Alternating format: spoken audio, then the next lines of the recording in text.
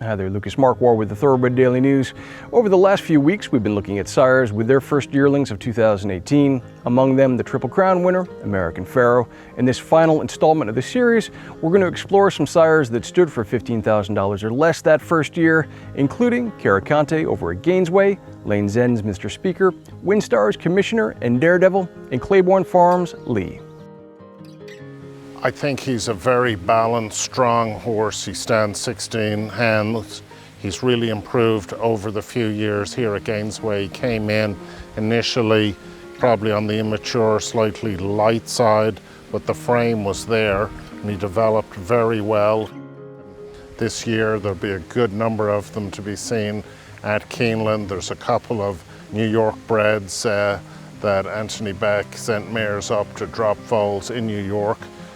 So we see him as hopefully a horse who's going to come on and pick up the slack behind horses like Kitten's Joy and English Channel. There's a lot of money to be won on the turf. These horses are well bred by a stallion who are Group 1 winning speed at 2 and 3 out of a tremendous sire producing female family.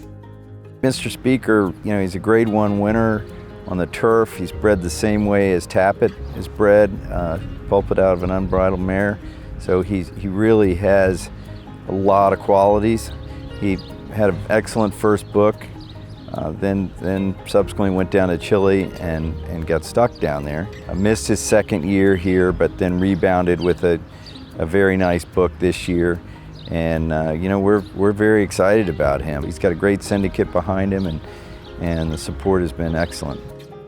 I think certainly being bred the way he is, he with unbridled on the bottom side, you'd certainly think that dirt is a real possibility, and pulpit on the top opens up turf, and the fact that he was a really good turf horse himself. I think he'll be that versatile, and I think what we're seeing in his yearlings is not making us think any differently. Commissioner was a homebred here at Windstar, out of arguably one of our best mares on the farm, Flaming Heart. She's touch gold mare, multiple grade stakes producing mare. Commissioner was always the head of his class on the farm. He was always one of our best foals, one of our best yearlings, and was always one of our best 2-year-olds. So he has the physical that also goes very well with his breeding. He's from the last crop of APND. He was a horse that ran as a 2-year-old, broke his mate at Saratoga as a 2-year-old. He was bred to be a classic winner. That was the intentions when we put together the mating. We came a nose away from achieving that. But he was a horse that showed a lot of graded ability. As a 3- and 4-year-old, he stretched out with distance very good, but he had a front-running type of speed that separated himself from many horses. So I expect his horses to be fairly early and develop nicely as they get older. Daredevil is by More Than Ready, who has established himself as one of the best 2-year-old sires year in and year out, not only here in America, but worldwide.